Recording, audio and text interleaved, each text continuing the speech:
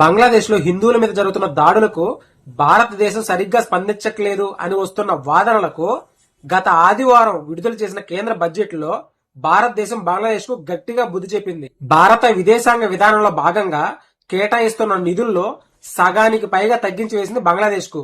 గత ఆర్థిక సంవత్సరం 120 కోట్లు విడుదల చేసిన భారతదేశం ఈ బడ్జెట్ లో కేవలం 60 కోట్ల రూపాయలు మాత్రమే మంజూరు చేసింది బంగ్లాదేశ్ కు. దీనితో ఆర్థిక స్థితిగతులు సరిగ్గా లేని బంగ్లాదేశ్ కు మూలిగే నక్క మీద తాటిపండు పడినట్టు అయింది.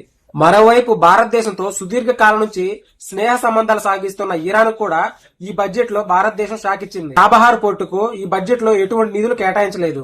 వాస్తవానికి చాబహార్ పోర్టు అభివృద్ధికి ప్రధాన భాగస్వామిగా ఉండేది భారతదేశం.